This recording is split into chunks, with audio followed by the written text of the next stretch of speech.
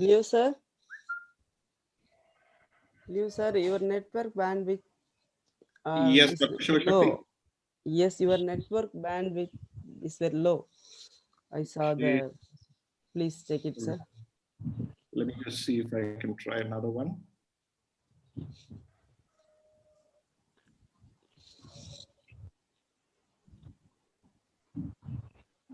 Is this a little better? Yes, sir. Yes, sir. Yes.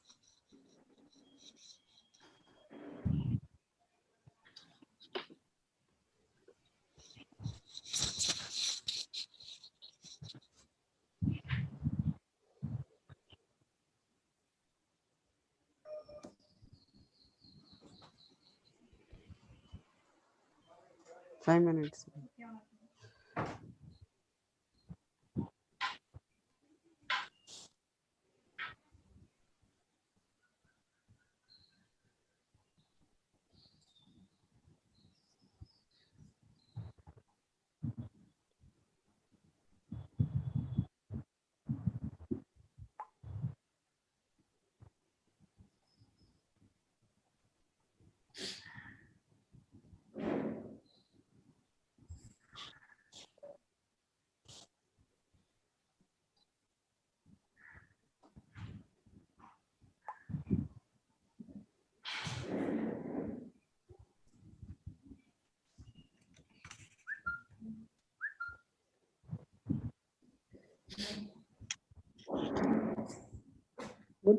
Good evening, ma'am.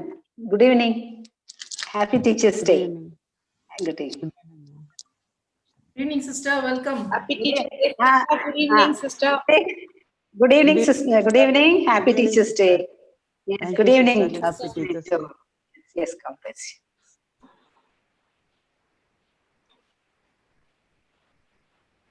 Good evening, Sister Catherine. How are you? Good evening, sir. Good evening, sir. Very welcome. Welcome. Very fine. Thank Very you. fine. Happy Teachers' Day to you, sister. Yeah, thank you. Thank you. Wish you the same. Thank you. How are you, sir? Good, thank you, sister. Thank you for asking. For the long term. Yes, yes. All the best for your class. Thank you very much. Thank you very much. Thank you, sir. Thank you. Thank you.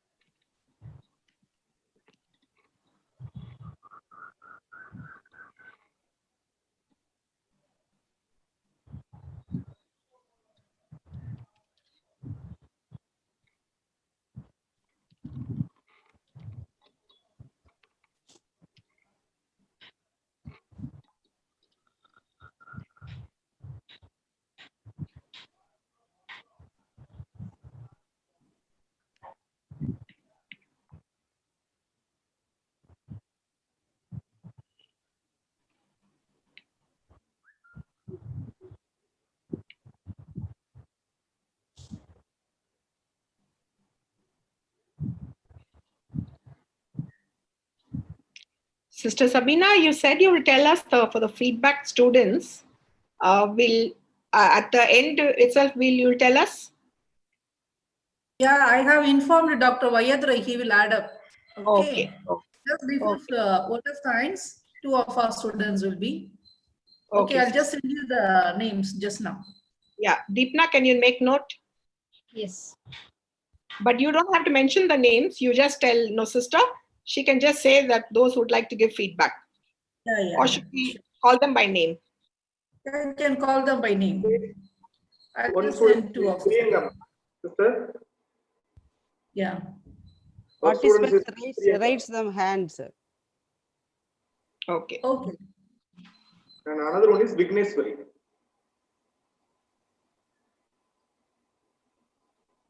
Vigneshwari and Priyanka are going to give the feedback at the end of the session. Okay, thank you, sir. Okay.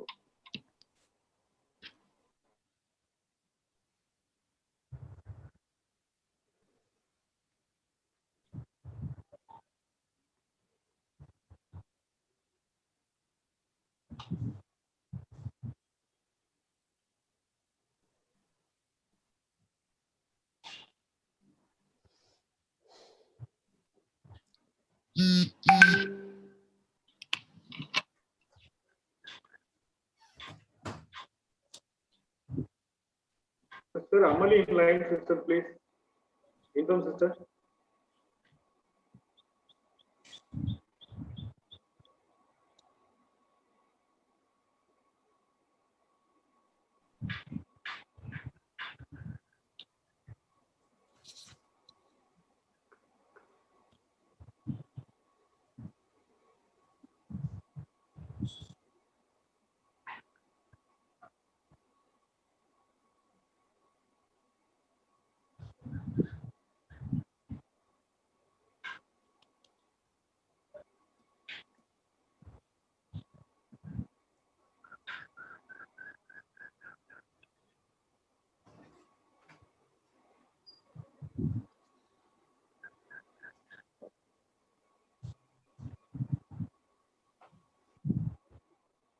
Good evening, Sister Amali. Good evening, Sister.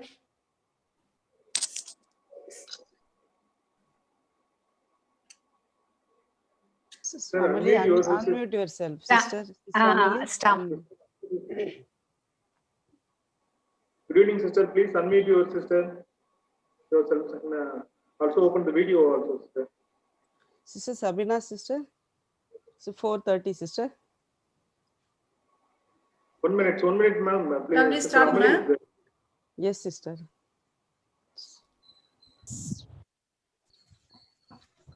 Good afternoon, ladies and gentlemen. A warm welcome to all. I'm Dipna Jacob, and it is my pleasure to be the MC for today. Today is a special day, September 5th, and I wish all teachers a happy Teachers' Day. Mata, Pita, Guru, Devam.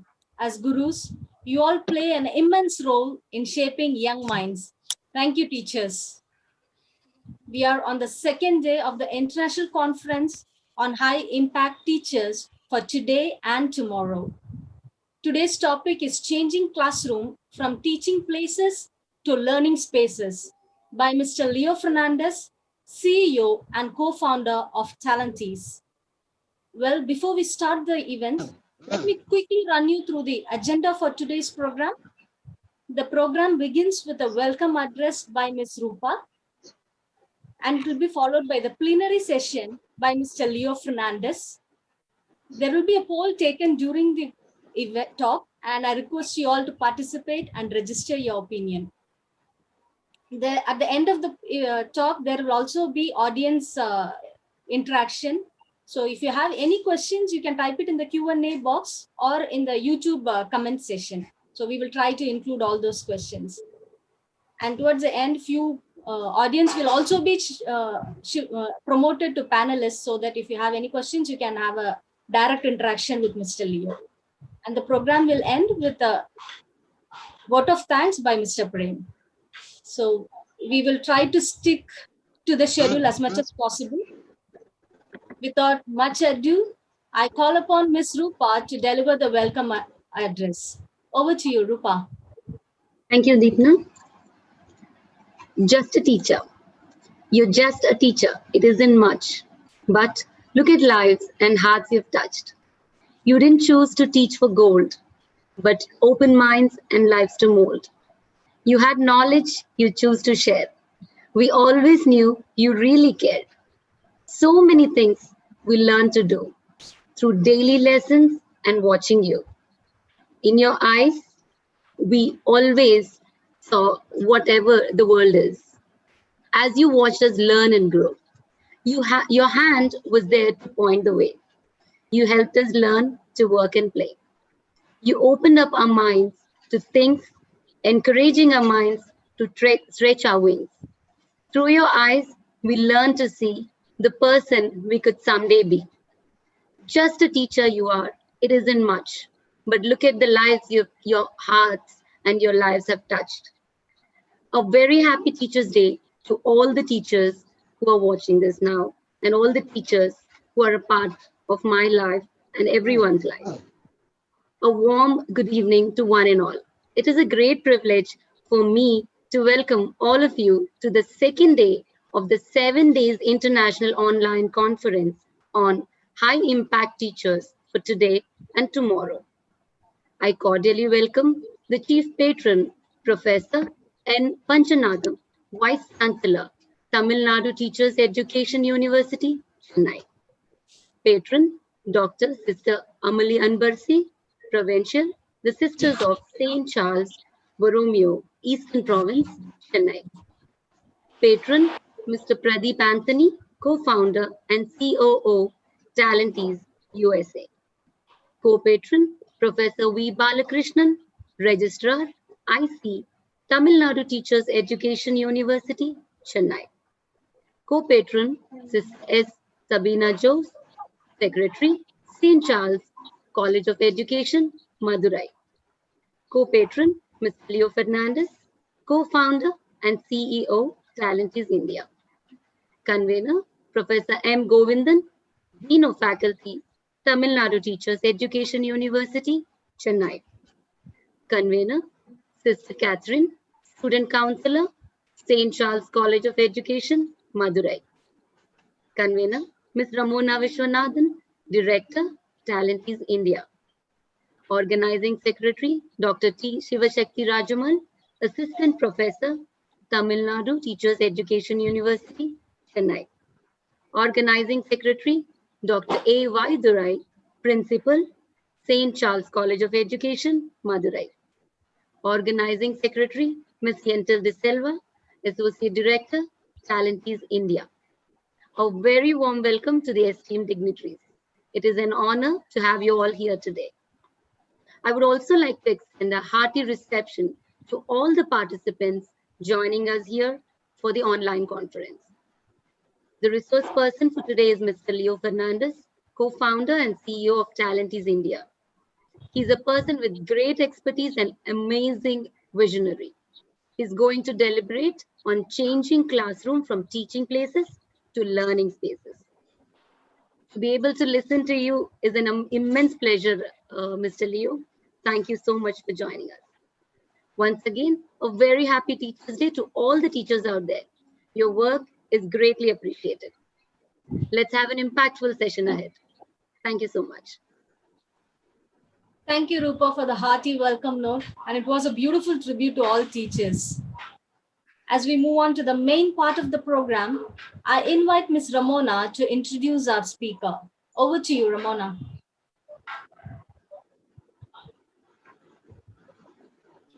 Thank you, Deepna. Good evening, one and all. Teachers, I believe, are the most responsible and important members of society because their professional efforts affect the fate of the earth, said Helen Caldicott, physician and author. How true indeed. Happy Teachers' Day to all present here. It's my privilege to introduce Mr. Leo Fernandez as your resource person on this special day. Leo Fernandez is the CEO and co-founder of Talentees. He is passionate about creating tomorrow's leaders today, which is the Talentees mantra. Leo is a former partner managing director at Accenture, Singapore. He spent his 18-year corporate career building high-performance global teams, crafting winning partnerships with clients, and developing solutions for business transformation. After 8 years in Singapore, he returned to India to pursue his dream of working with children and young adults on leadership and life skills and values. Talentees this year crossed the 1 million Children Impact Sessions milestone and works with over 25,000 children and young adults every week. They have trained over 10,000 school leaders, teachers, parents, and corporate executives. Leo regularly writes for the Leader Speak column for Business Line on campus and the Life Hack column for the Hindu at school. He enjoys writing, watching movies, and traveling with his wife, Teresa, and their 2 children, Marcus and Marcella. He is based at Hyderabad. I'm sure you're all waiting to hear from Leo what he has to say on a very innovative topic, changing classrooms from teaching places to learning spaces. However, let me just take a minute and a half before that to play a short video on what Talentees is all about.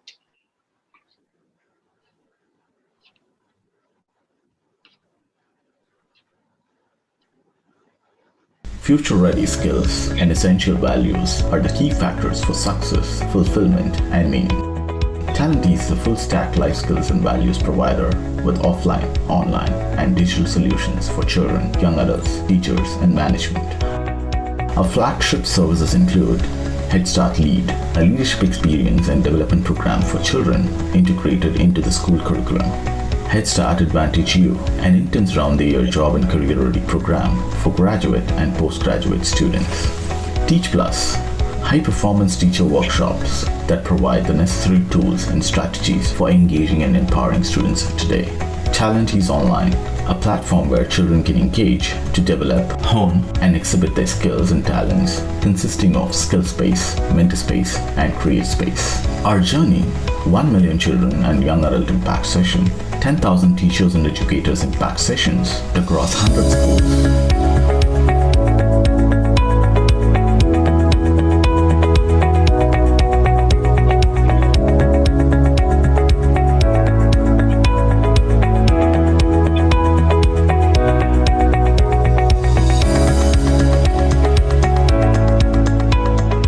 For more details, visit our website www.talentees.com.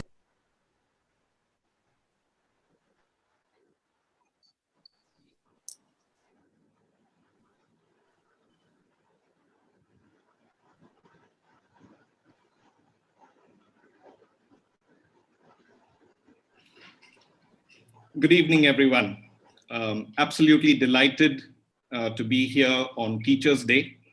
And as Ramona, thank you so much for that introduction. As Ramona, Deepna, Rupa, and all of us on the panel, are very, very happy to spend this day with so many teachers.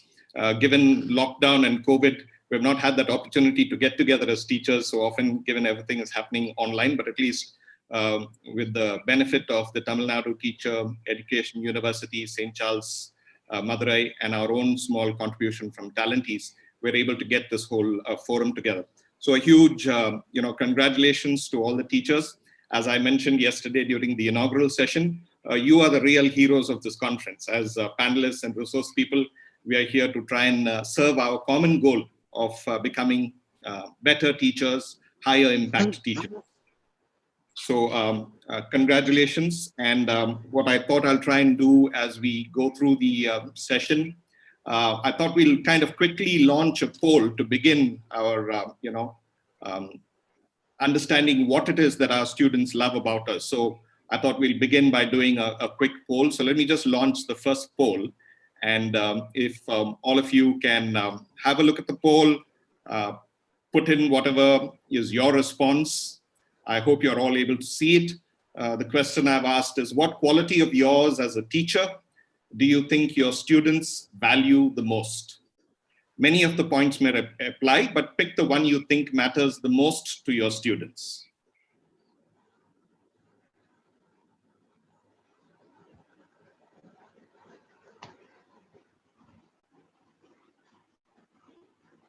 We started to get the responses in now.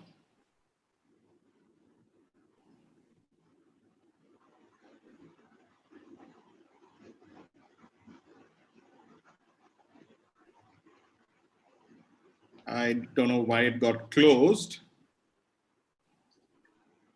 We had about 31 votes come in, and I'll share with you what was the top result. But in the meantime, I'm just going to relaunch it so that those of you who didn't have the opportunity to vote can continue to do so.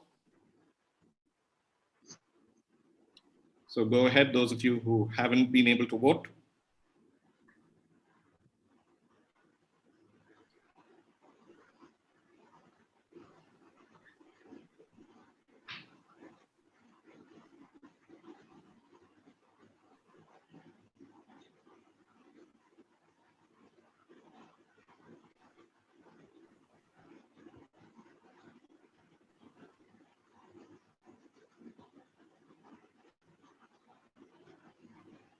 Excellent, excellent. I think what you'll see is that the 2 points which are right at the top is care and concern for the student. That's the #1 quality that everyone is calling out. And I'm so delighted because I predicted that would be the one. The second, which is coming in close, is the interesting and engaging way I take the class. So I'll leave the poll running, and we'll those of you who haven't completed voting, you can still do that. We'll just keep it running for a few minutes. I think it's extremely important that we realize these qualities that students prize in us. So let me just end the poll so I can clear it from my screen. Yeah. So you can see 30% of votes were care and concern for the student. Excellent. And then you had interesting and engaging way I take the class. So we'll keep doing a few polls as we go through the session. I think yesterday, Sister Amalie, during her keynote, said something very important. She said that tomorrow's politicians, tomorrow's lawyers, tomorrow's businessmen, scientists, doctors, fathers, mothers, and teachers are sitting in our classrooms today. And I think that's why it's very important for us to understand the power of this sentence, which I've got on the screen here, that we are all not just teachers, we are architects of the world of tomorrow. And I think it's important for us to realize the gravity of that role, the responsibility of that role, and how important that time is in the classroom that we spend with the children and young adults in our care. So it's important for us to kind of gauge that. I think all of you, I love these little signboards. All of us are involved in the alteration of ladies and gents. Of course, this tailor got it wrong, but I think that's really the role that all of us as teachers are doing. We are in the business of alteration of ladies and gents, making them better people. And for today's session, I picked a theme which is close to my heart, which is how do we transform our classrooms from teaching places to learning spaces. I've deliberately chosen the visual of a bridge because it does involve a journey. It involves leaving behind one part and traversing a bridge and going to the other part. And the way we've structured our reflection, which we're doing together, is in 3 segments. So I'll cover why this is important, what does it involve, what does it involve to move our classrooms from teaching places to learning spaces. And at the end, we'll try and reflect on some specific things that we can do to try and make that journey of converting classrooms from teaching places to learning spaces. So those are the 3 segments that I'll try and cover during the session. Again, delighted to be here and spend this time with all of you. So let's start with the why. India today has roughly about 26 crore children in schools. We have 80 lakh teachers and about 15 lakh schools. And yet we have the largest illiterate population in the world. So clearly something is not functioning as it should. If you look at most of the results that come in from the surveys that are done, this one by ACER, 75% of class 3, 50% of class 5, 25% of class 8 could not read texts meant for class 2 children. Similarly, arithmetic, we have some, very similar results. And it really hasn't improved over time. In fact, the percentage of children who are not able to, in class 2, who still cannot recognize numbers, in 2009, that was 11.3%. In 2014, it went up to almost 20%. So clearly, some things seem to be not functioning the way they should be. I'm sure many of you would have heard of the PISA test, right? So the PISA test is the Program for International Student Assessment, which is run by the OECD, the Organization for Economic Cooperation and Development. Now, India last participated in this test in 2009. That was the last time we participated. And at that time, our ranking was 72 and 73. Two states were part of the children who took part in the test, Himachal Pradesh and Tamil Nadu. And we managed to get a ranking of 72 and 73 in the list of countries who took part. Unfortunately, there were only 74 results. So the only country we managed to beat was Kyrgyzstan. So I think it was a very dismal result for the country as a whole, that after all the effort that we're putting on education, we were not able to, achieve a better ranking. So something, as I'm saying, when we look at the why, across all the schools in India, there is a lot that is going right, but also there is something that is calling us, is challenging us to improve. I've put down a little, scale here of what schools typically will go through. So if you look on the extreme left, you have schools that begin at a very minimum standard, then move on to a level of awareness that they have to change. Then they start developing, then they start performing, then they mature, then they become proficient, and eventually they become great schools. So I put down a scale of 4 scales at the bottom of the slide, right? So poor to fair, fair to developing, developing to good, and good to great. And I thought maybe let's just run a quick poll again, just to get everyone's responses on the second poll, which we have for the day. How would we rate our school and educational institution on this scale? So the scale that I just put out of poor to fair, fair to developing. So if we had to take an honest assessment of our own schools, where would we kind of put them? So let's give it a minute for the polls to run and for all of us to put in our votes.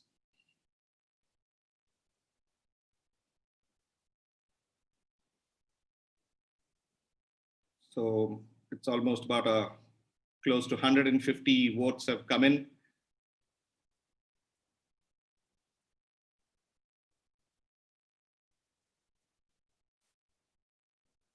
Excellent to see the results. So as the results are going, I will just wait till it crosses maybe 200 people voted, and then I'll close the poll in the interest of time. Yep, so we've had about 200 people vote. So let me just end the poll and share the results. So most of us believe that we are in the developing to good category, and that's very good that we have that confidence that we are in the developing to good category. So that's about 45%. Fair to developing is about 30%. So that's a big number. Good to great, 20%, and poor to fair, 6%. So that's a good spread. I think it's indicative of what we would see across India. And it's good for us to have this awareness, because without the awareness, we can't improve our schools and we can't improve our classrooms. So with that, let's move on to the next segment, right? Why do we need this change? This is one of my favorite pictures, right? So as you can see, this young man is so busy taking a picture that his poor child has got into a difficult place. And I think this kind of, in some ways, describes the tension for us as teachers. We go to school every day, we are in the classroom, and so many things are competing for our attention. The curriculum, I have to complete the curriculum, I have to manage my classroom infrastructure, whether chalk is there, duster is there, whether power is there, manage the fellow staff, management of the school, my WhatsApp and Facebook messages, tools and technology. So many things are competing for our attention.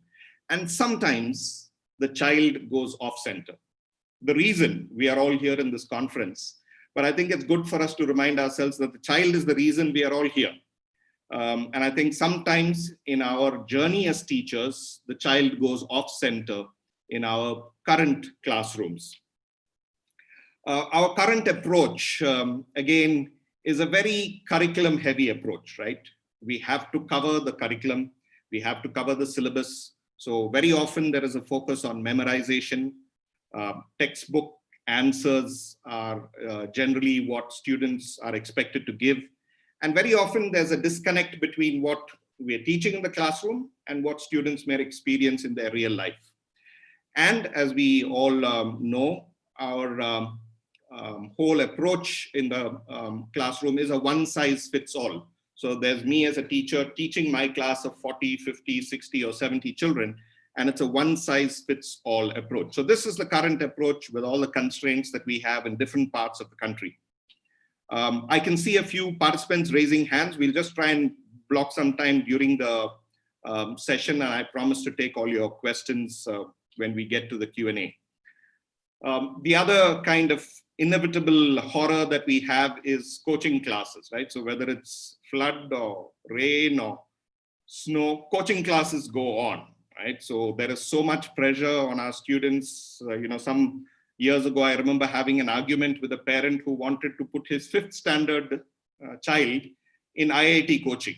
So from 5th standard, there is already the pressure on the child that you have to get into IIT.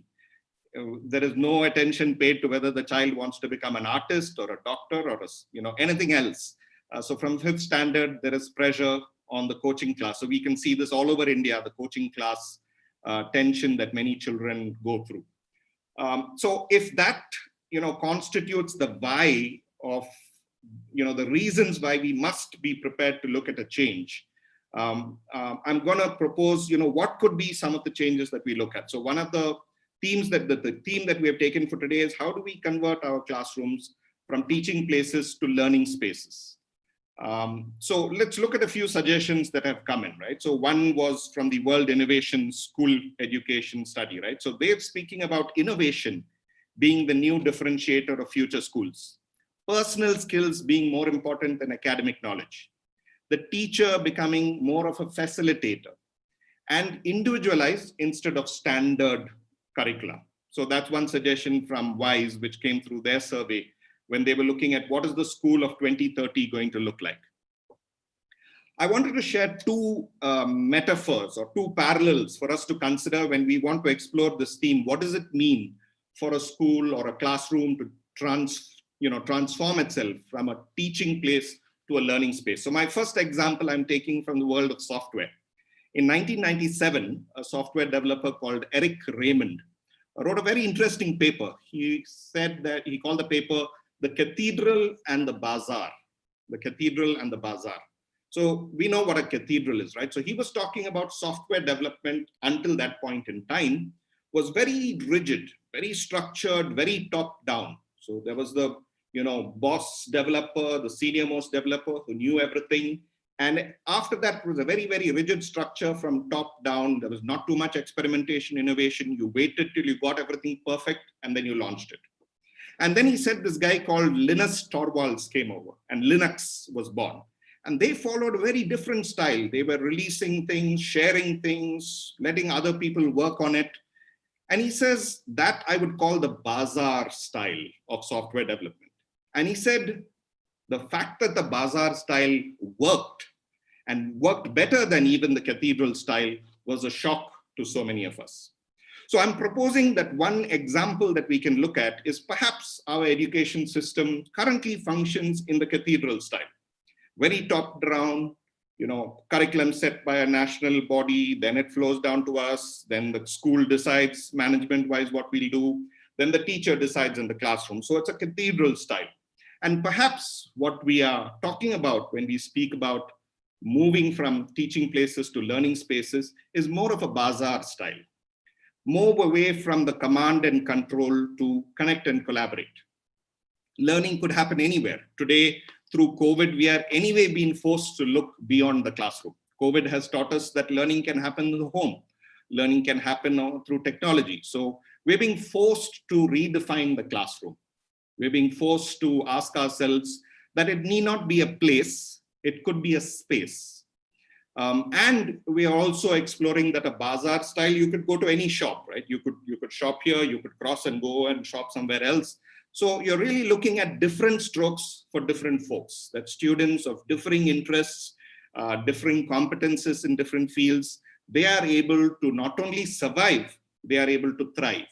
And I think this is one example for us to look at from the world of software development. A second example I wanted to pick from the world of football. Now, many of you who are football fans may have heard of ARSENE Wenger. He's one of the most famous coaches. And when he quit his club, there was an interesting article about him and his coaching style. So they spoke about in this Keshava Guha in his article in the Hindu, said that football could be played in three different philosophies, under three different philosophies. So one is to view football as a business. It's a form of entertainment like movies, music. The intent is to go for marketing, get the highest market share, get your customers, spectators to come in so that they are tied. So looking at football as a business. The second philosophy is football as a competitive sport, right? We are here to win. We are here to compete and we are here to win. But the writer proposes that ARSENE Wenger embraced the third philosophy, which is football as a source of beauty and joy, to transform people, to change lives. In fact, as ARSENE Wenger described himself, I am a facilitator of what is beautiful in man. And I think that's a beautiful parallel for us to look at today, because education also in some way follows these three philosophies. In some places, we see education run as a business. In some places, we see it's extremely competitive, where children are forced to run on the racetrack and we want to see who will survive and who will fall behind. So a filtration system is in place right through our academic system. But the third philosophy of really developing human beings, of really helping the children in our classrooms fulfill their highest potential. Perhaps that is the call of the theme of today. Let's go back to PISA.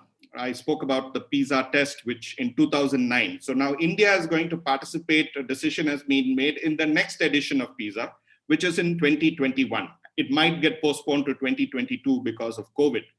But it's very interesting to read what the secretary, the education secretary of Chandigarh, where about 1.75 lakh students are going to take this test when it's run the next time. He said our education is rote learning and memorization, but PISA requires experiential learning, out-of-box thinking. So we really have to change the way that learning happens in our classrooms. Even if you look at what PISA has put down as maths, as I've just put down maths as an example. If you look at the little dotted line, it is challenge in a real world context and 21st century skills. So math is put in the context of real world, challenges, real world context, and that is what is being tested. We are not learning formulae just for the sake of learning formulae. So that's an interesting alert from PISA for us to look at what is the meaning of this shift that we are discussing today. Now, how can this work? If this has to work, I would suggest that the biggest obstacle to change is you and me. We are the biggest obstacles for change because we often find reasons or excuses why it is not possible. So we say it's the government, we say it's the curriculum, we say it's parents, we say it's school management or college management. There are so many reasons that we can blame for not being able to make this transition or not being able to transform our classrooms. We say that I want to change, I have the right attitude, I have the right willingness to change, but everybody else is not ready. So there are too many constraints, there are too many conditions. So I would think that it is a good time for all of us to reflect that we have to turn off that old mindset. In Talentees, we refer to excuses as rackets, right? Racket is like a scam that I play on myself. So every time I create a racket that because of national government policy, I can't transform my classroom. or because my school is in a remote place, we don't have technology, therefore I can't transform my classroom. And I'd like to propose that, like Gulliver in the famous Gulliver Travels, each racket or excuse becomes a rope tying us down. And we who are powerful, full of potential, teachers are tied down by the excuses that we, provide sometimes. Let's take a look at the example of Owura Kwadwo Hotish. So he's a teacher in Ghana. I'm sure some of you would have seen his story and read about his story, but he's the computer science teacher. And his school has how many computers? 0. No computers. So he is expected to teach computer science and he has no computers. So what did Owura Hotish do? He would literally draw the whole screen for MS Word. So MS Word or Excel. So here you can see he is drawing on the board the whole screen of MS Word so that his students learn. He knows that he doesn't have a computer, but he has not allowed that to hold him back as an excuse. He has chosen that I will still make a difference for the learning of my children in the classroom. Of course, after this story became viral, there were computers and laptops that were donated from all over the world, including from our own NIT. And now the school has enough computers and laptops to manage. So the reason I'm mentioning his story is that the change has to begin with us. I have to be able to say that, whatever the constraints, whatever the challenges, I'm prepared to give this change a try. Very often we blame money as the reason, right? So a poor country, we don't have the resources of a rich country. But if you take a look at this McKinsey report, you don't have to go into the details of the graph, but in summary, it is showing that even poorer countries have done a higher level of education than some of their rich counterparts. So if you look at the green zone on top, that's where you're really building great schools. So countries like Singapore, South Korea.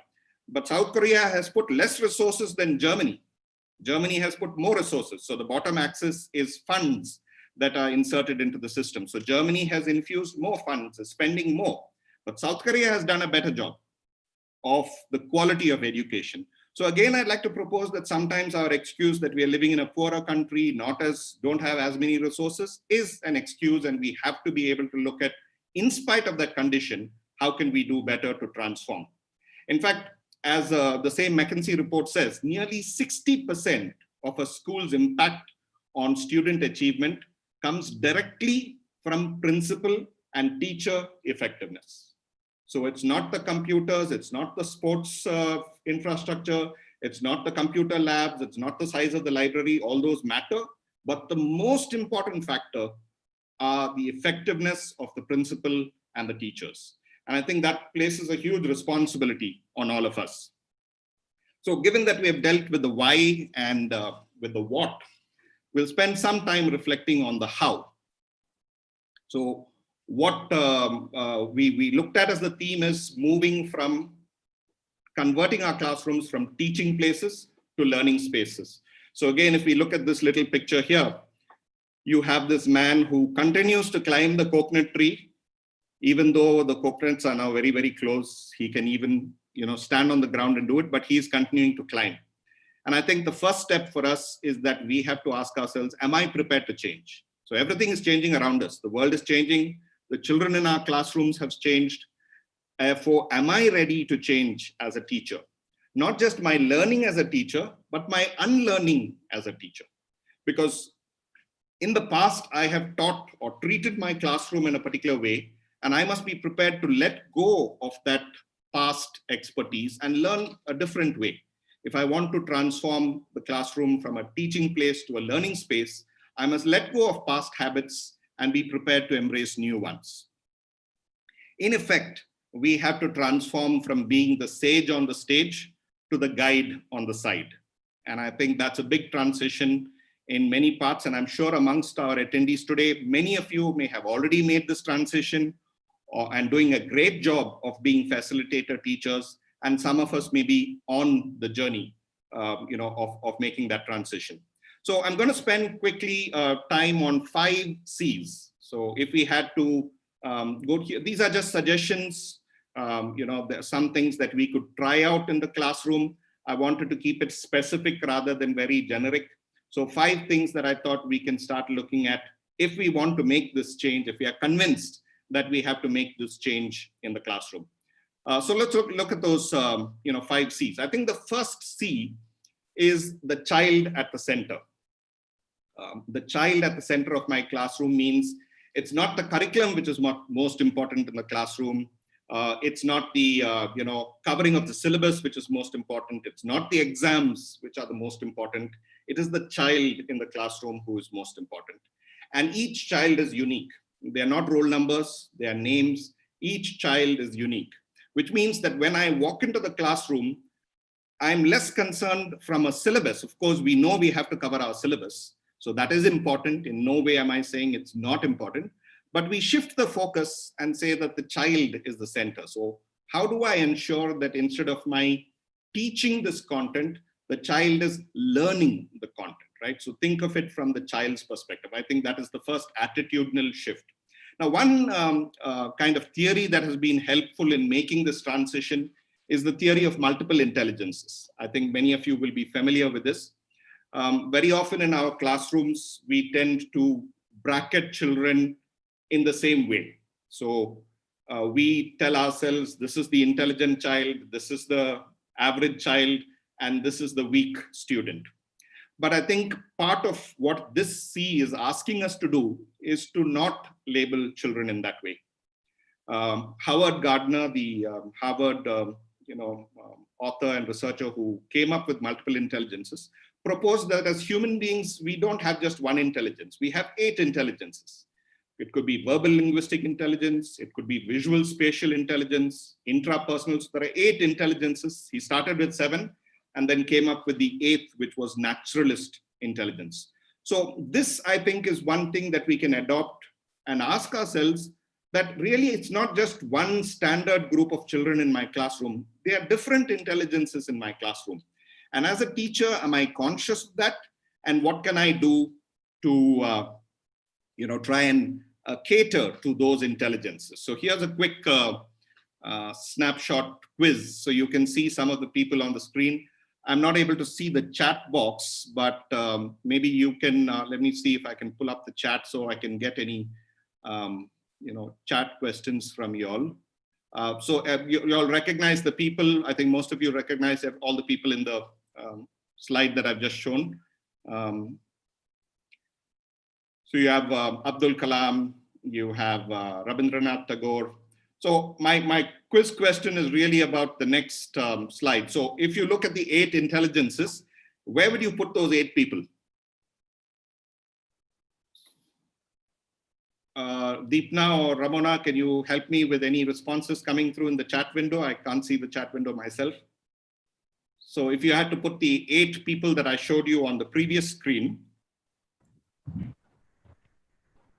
So let's have a look at those 8 people again. And I'm asking you to slot them into these. Are we getting any responses? Just type your responses into the chat window. Sachin is kinesthetic. Sachin, kinesthetic, okay. Pandit Ravi Shankar, music. Pandit Ravi Shankar, musical. Anand, logical. Anand Vishwanathan Anand, logical, okay. Salim Ali, naturalist. Salim Ali is the naturalist, excellent. But 3 of them have said that. Abdul Kalam also naturalist. Okay, Abdul Kalam, naturalist. Birdman, naturalist. Yeah, Birdman, Salim Ali, okay. Tagore, linguist.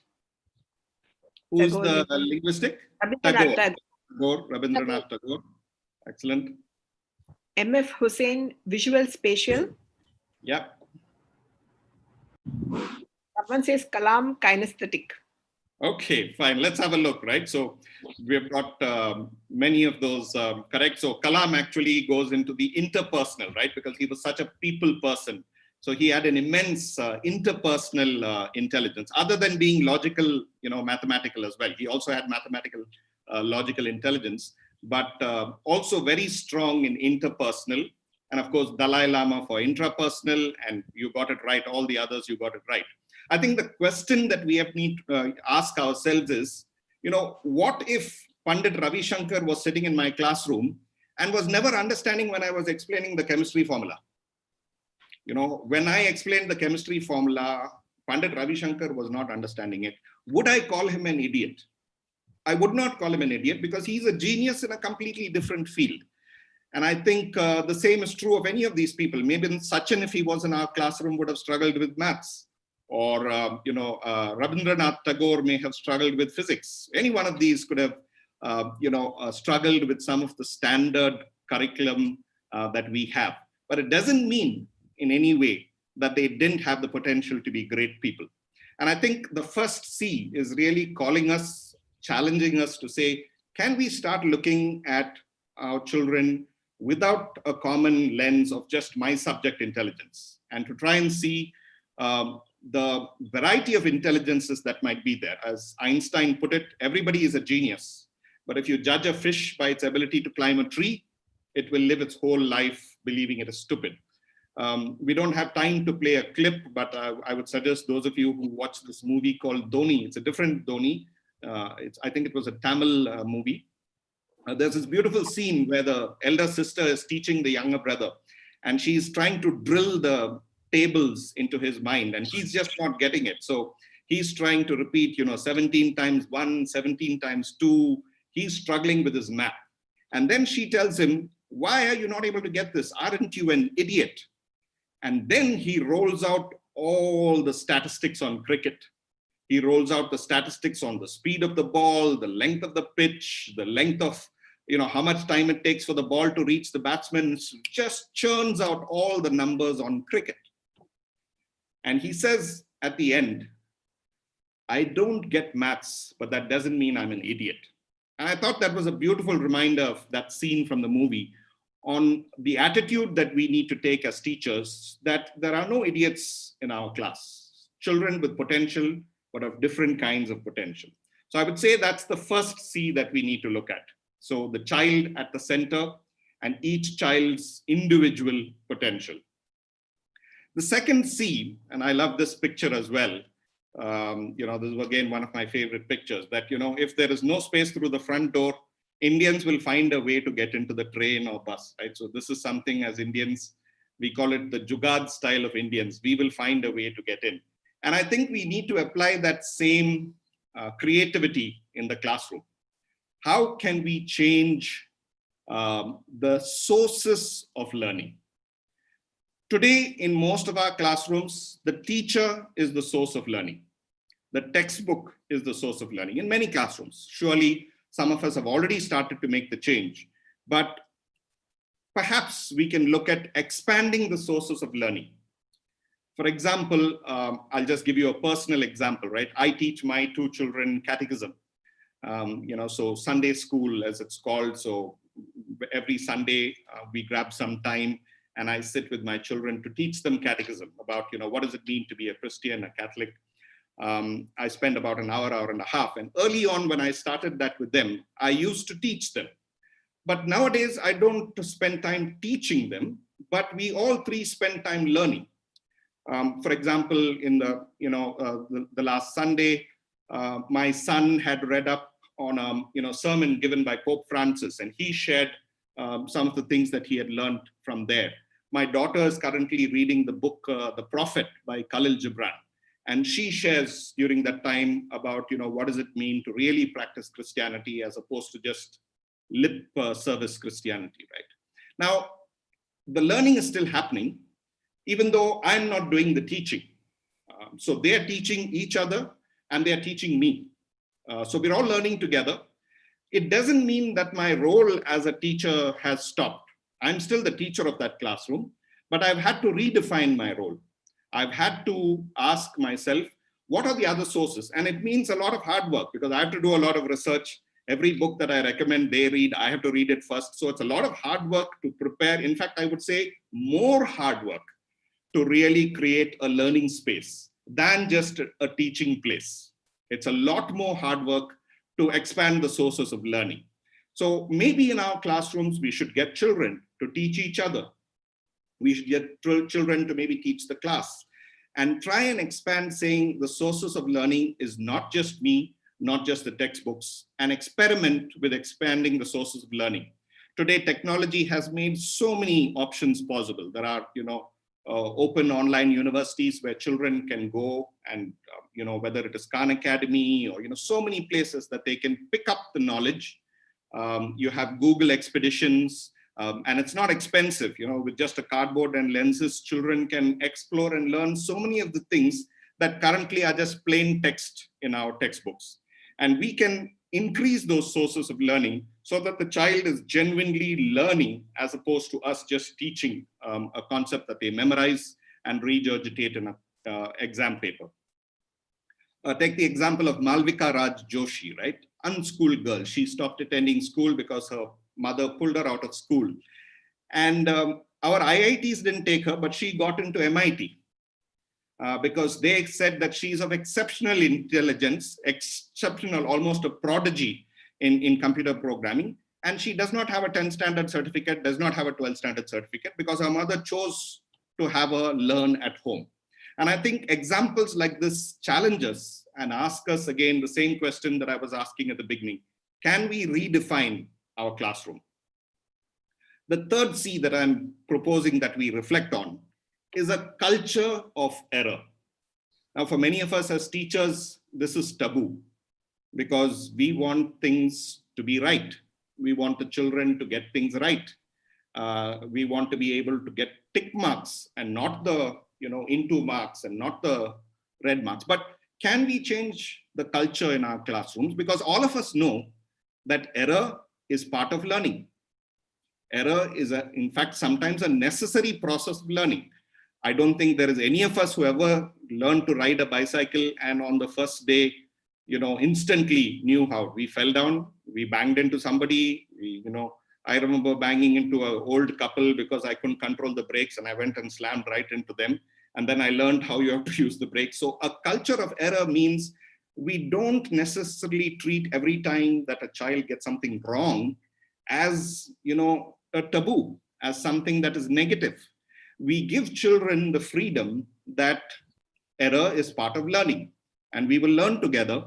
We will sometimes make mistakes, we'll sometimes get it wrong, but we will learn together and eventually get it right. So this culture of error can only come if the teacher creates that culture in the classroom.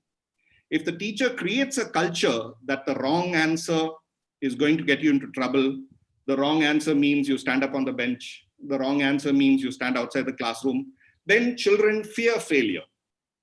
Children fear making a mistake, and that reduces the learning. And then we are automatically creating an obstacle to making the classroom into a learning space. The fourth C that I wanted to propose was call for questions instead of answers.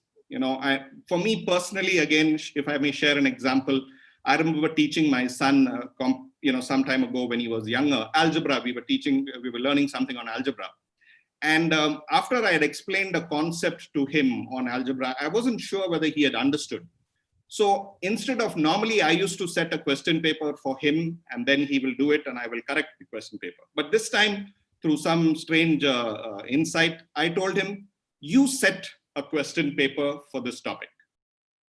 And when he set the question paper, I knew that he had understood all the concepts, because setting a question paper is sometimes much, much more difficult than shooting off answers which you can memorize. If you have not understood the concepts, you cannot set a question paper. So I would propose that one of the things that we try in our classrooms is ask for question papers from our students instead of answer papers. Reward the best question rather than the best answer. Because then we will know that learning has happened, not just my teaching and the child having memorized a formula or memorized a history date or memorized the structure of the cell or a benzene ring or any of those things. I will know whether learning has happened in the classroom when students are able to prepare question papers and not just shoot off answers in the typical examination format that we have. So that's a fourth thing of conceptual understanding, and I will extend that further to the look at how we typically approach education in our classrooms. Right? Normally, We spend a lot of time on the what, some time on how, and finally why. So, Pythagoras theorem if we are teaching, or if we are teaching, say the different, something in biology, which may be the structure of a plant or the differences between living things and non-living things, we usually focus our attention on what, spend a little time on how, we rarely spend time on why.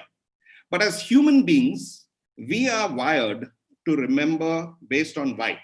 When something is explained to us, the why is explained to us, then we remember, then we understand. We as adults know that when someone gives us an instruction, we want to know why. Why should I follow that instruction? Because then I'm able to do that with really understanding. I'm able to do that with my fullest personality.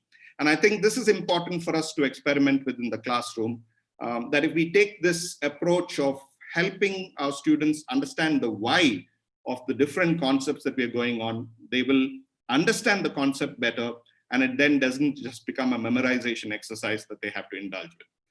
The fifth C is about the classroom being a fun and engaging space.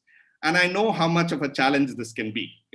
I travel around to several schools in small towns, small villages. India is not just our cities. And in some of our cities, we can afford to make the classroom into a very nice looking place. But in some of the village schools where I visited, there are 106 children in the classroom. Most of them are, sitting on each other's laps. There is no space between the benches. How do you make that place fun and engaging? I would propose that, again, it is not about the place. It is about the culture that the teacher brings to the space. The space is still the owner. The owner is still the teacher of the space. The place may belong to the management. The place may belong to the school, and the walls are this long, and the benches are there. And maybe you can tell yourself, I have no control over the place. But we do have control over the space. And for that, I'd like to propose something that Dan Tapscott, a famous author who'd written the book Wikinomics. I had the pleasure of listening to him in the US when he had one of his seminars. And during that, he was sharing about what do today's children value and want. Today's children and young adults value freedom, so they want choice. They value customization, so they want personalization. And several of these points, they value entertainment, so they want fun. So I think it would be good for us to ask ourselves of these things, which kind of Dan Tapscott has kind of helped us reflect on. What have I created in my classroom? How have I transformed my classroom where freedom is there, where choice is there? So when I'm giving out homework, for example, instead of giving one standard homework, can I give 3 options and tell the children, you choose whether to do A, B, or C as your homework? Immediately, I have created a fun and engaging place by something so simple as bringing in freedom and choice to the child. And similarly for all the other points that are mentioned there. Now, some good news from the new education policy is that it is stressing, at least in word. I do have several concerns about the new education policy, but there are certain things it seems to have, at least in words, put right in the policy document. For example, flexibility, so that learners have the ability to choose their learning trajectories.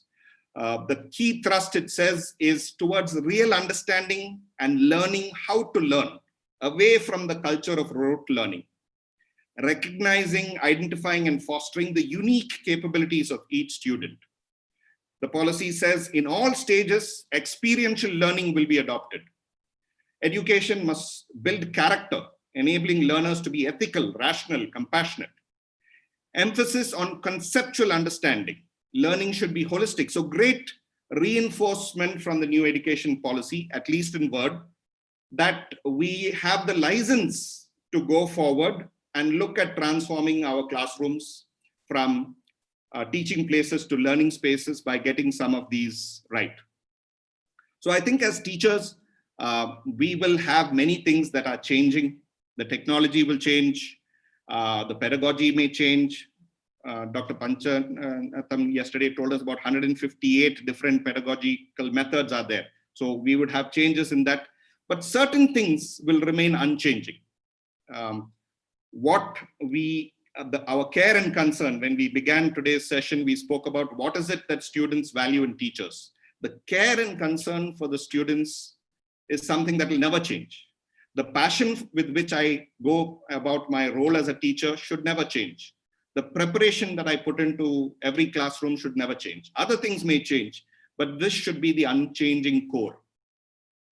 So as we, come to the end of the session, just a few more thoughts for us to think about. I often share this example whenever I'm talking to teachers of the two teachers who are in a school, and one of them is promoted and the other is not promoted. So they, the one who's not promoted goes to the principal and says, look, why was she promoted and me not promoted? Both of us have 10 years experience. And the principal says, yes, she has 10 years experience, but you have 1 year experience 10 times. You have 1 year experience 10 times, she has 10 years experience. And I think that's an important reflection for us. Am I every year just hitting the replay button? Whatever I was doing last year, next year, same thing. Same notes, same methodology, nothing has changed. In which case, I am just a 1 year experienced teacher multiple times.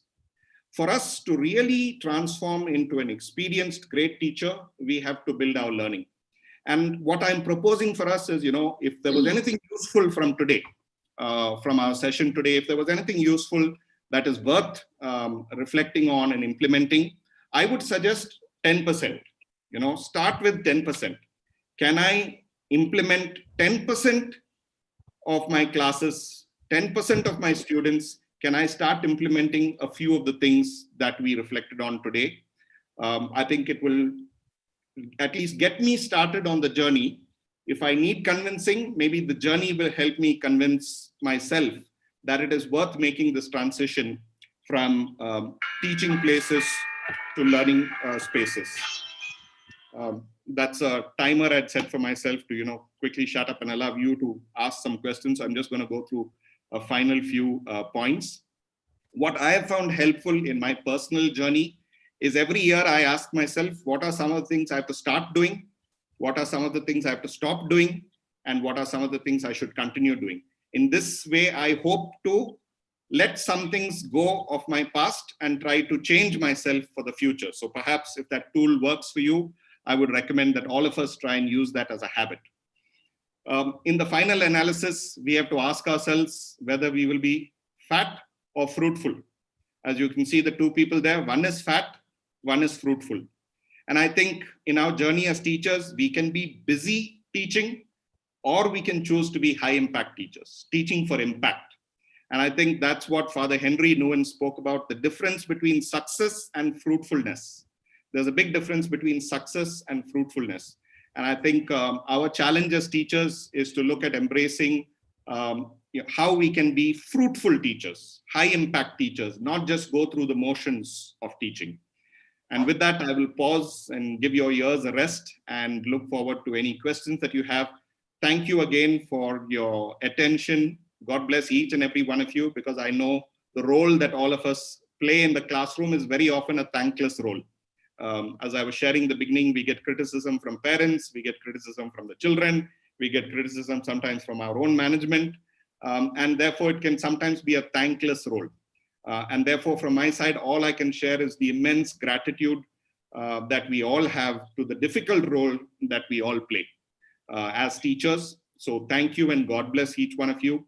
And I hope in today's session, we will at least begin the journey of asking ourselves, how can we make this transition from converting our classrooms, teaching places to learning spaces? God bless, and I will look forward to answering any questions that come through. Thank you, Leo. It was a very insightful talk, and it's always interesting to listen to you. I'm sure like all the teachers have learned something new from your session. Personally, I did. Thank you. And we have a few questions that have come in, Leo. So there is one question from Mishmi Paul and Bhumika Bhatt. Both are of the similar nature, so I will summarize it for you. So in a classroom of, when the class size is more than 30, with a limited time frame and various responsibilities of the teacher, and vast curriculum, like how can we concentrate on one student and give importance to each and every student? So that was one of the questions. Yeah, and I think that's a very, very valid concern. I don't think we can get away from the reality that in most Indian classrooms, the numbers are not even 30. As I was sharing with you, many of the schools that we visit and work with, there are 70 children, 80 children, 100 children in one classroom. So it is a definite challenge to give attention to a single child. But I think what we have to ask ourselves, the whole purpose of today's session is, if I tell myself that I am responsible for teaching all these 60 children, then of course it is a 1:60 ratio, which is very difficult. You can't do anything with that. But as I was proposing, if we start to enlist and enroll the children as part of the learning, if we, from the beginning of the year, start creating learning groups where children, set themselves into groups of maybe 6, 7 children, and we are then, instead of supervising 60 children, I'm just supervising 10 learning groups. And then it becomes easier for me and a little more practical for me to understand, where are the concepts landing, where are the concepts not landing, which student needs more attention, because now you have the help of the groups, you have the help of other children. And that's why I think it's important that, we shouldn't wear the hat saying that learning can only happen through me. If learning can only happen through me, then it's always going to be a 1:60 ratio, a 1:70 ratio, 1:40 ratio, which is practically impossible for a human being. 40 minutes, 45 minutes is our period. And in that time, to maintain discipline, teach the curriculum, take attendance, do all those things, it is impractical to expect individual attention.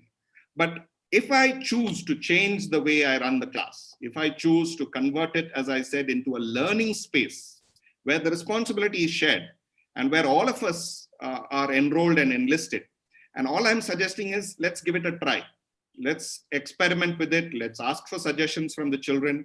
But if we are able to give it a try, possibly we will be able to make this transition from the tension of 1:60 to 1:15, 1:10, where the children are our partners in the learning process. I hope I've answered the question. I fully recognize there are no easy answers. I request if you have any questions, you can use the hand raise option, and Dr. Shivashakti will add you as the panelist, Yes, and you can interact with Leo. So one more question, Leo, I'm taking from the YouTube comments box. How can we develop the professional behavior of the teacher? Yeah, I think for each of us, that is a kind of ownership that we have to take. So very often, I think we transfer that responsibility to the school and say the school is responsible for my professional development. So I think one is that if I am talking from the management point of view, then management's first responsibility is to ensure that each teacher takes ownership for their personal growth. Each teacher takes ownership for their personal development. It should not be something that I have to impose on the teachers. So I think first, role of management is to ensure that teachers recognize that if they don't grow, they are going to regress. If they don't grow, they are not going to be high impact teachers. And from the teacher's side, I would say that we were talking yesterday that my job as a teacher does not finish when I leave the school. I know how difficult this is, because as soon as I come back home, there are so many duties at home that I have to take care of. Whether I'm a male teacher or a lady teacher, and very often in most cases for the ladies, it is much, much more difficult than for some of us guys. We may come back and just, sit and do, but very often for lady teachers, you have so much responsibility at home. But I would still suggest, if we can make time for our personal growth, for our personal development, look at some of the best practices that are happening in the world. How is a school in Singapore able to get better learning results? What are they trying out in this school in Finland? What are they trying out in this school in Sri Lanka? To just try and start it. Maybe everything we can't do, but I can start taking responsibility for my personal growth, my personal development, because it is in my interest to do so. And I think managements at schools and colleges must be able to give that ownership to the teacher, and not make it something that is imposed from above, saying that, look, we are going to do this training, all of you show up, you have to complete 2 days training. Yes, we have to do that, but also help teachers take ownership for their own growth and learning. Hello, this is Amarnath Sharma from Himachal Pradesh. Hello, sir. So delighted to hear you from so far away. Very, even though you're so far away, you're now become so close to us through Zoom. Sir, I am a school teacher in a primary school. Okay. Working in a remote and rural area. Yeah. As a single teacher school in my school. Teaching the classes 1 to 5. Yes. How I can convert my school in a multi-grade classroom. So if I understood your question, Mr. Amarnath Sharma, you're looking at how you can convert it into a multi-grade classroom. Yes, sir. So you mean mix the children? Yes, sir. I am a single teacher. Yes. And I think therefore you have no alternative, right? You have no alternative but to mix the students up.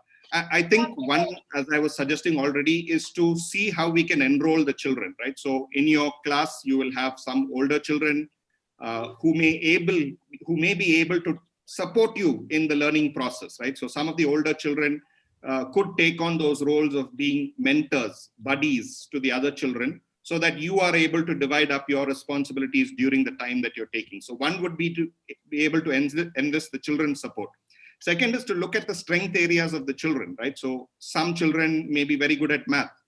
Some children may be very good at language. Some children may be very good at the physical tasks of building something that are, done during the primary years. And if we can identify champions, right? So, have 2, 3 who are number champions, 2, 3 who are spelling champions, 2, 3 who can help with the blocks. In that way, I think it will be useful to try and, enroll the children, because as one teacher, definitely it will be a struggle. But if we are able to get the children and utilize both their, subject knowledge as well as their age, then it becomes a possibility where a multi-grade classroom can operate, even though it's only one teacher, but you have literally created some mini teachers by enrolling the children as part of the process. Thanks a lot, sir. You're welcome, sir. And thank you so much for the commitment of running your classroom in such a difficult, lonely area. Thank you so much. One request to the panelists, audience panelists. If you could turn on your video, it would be really nice if we can see and interact with you. Yes, next question, please.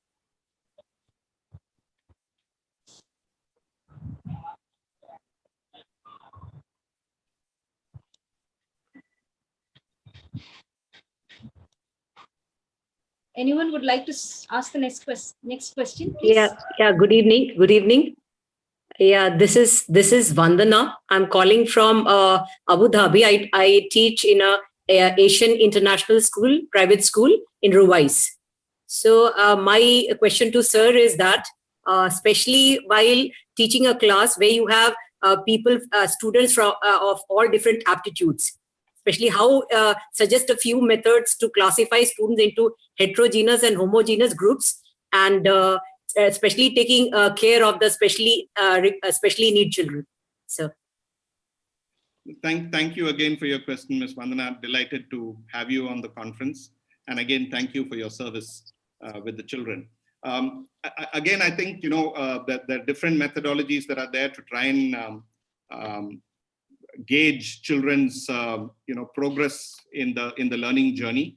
My suggestion would be to try and gamify that process, right? If we can create not just the standard tests, not just the standard exams, today that is usually the only way that we assess the children, whether they are competent, not competent or not. But if we can find ways to gamify the process and avoid just permanently categorizing them. I'll share with you the example in Singapore. One of the challenges I used to always push back to the Singapore government education ministry at the time was the streaming of children, right? Very early on, the children were streamed. And when the streaming of children happens, they are categorized or labeled that you belong in this category, you belong in this category. And I think that's what an assessment should avoid doing. So even if we gamify, even if we identify that this child is very strong in math, this child is medium in math, this child is struggling in math, I think our challenge as teachers is not to affix a label, because even that child who is struggling in math today, but tomorrow in a different environment, they could excel. And I think we should try as much as possible to gamify that process to achieve this. I think also you'll find that students will give you the best feedback, right? If we are able to divide it into learning groups, you, as you wander around the classroom, will be able to get from both the verbal cues as well as from the non-verbal cues. Who are the students who are getting the concepts? Who are the students who are consistently struggling with the concepts? And then decide how to kind of allot and ration out your own attention and time to them. Again, I don't know if I've answered fully your question, but I would propose especially sir, to certain extent, whatever you just suggested, I try doing the same thing in my class, making it more of like a game and not making the child feel where they actually, if suppose certain students are very good in studies, and so I generally never try to differentiate between the children. But I have a bit of difficulty while tackling the special need children, and especially the gifted and talented, because they are very enthusiastic, and very soon they finish off all their work and they are ready with the answers and all those things. So managing some of the very enthusiastic children becomes a bit, because they start means becoming a bit of a because other children they try to disturb. So that is why the class gets disturbed, sir. Yeah. That is my problem. And that's why my suggestion is always to convert those students into teachers. The moment you finish up the exercise, please go and start, working with that small group, because otherwise, as you rightly put it, the gifted children, particularly, they finish an assignment and then they start distracting everyone else. So make them into your, assistant teachers. And as soon as they finish their task, you should tell them that your success is not whether you get the concept or you have finished the assignment. Your success is whether you can get your team of 5 children, 6 children to complete it. If we can change that frame for those kinds of students, they become exceptionally good at it. I find children respond to that challenge very well if they are given that responsibility. So something to try out, right through my session, I want to make this statement, right? Many of the things I'm sharing, they are simple things, but they are not easy.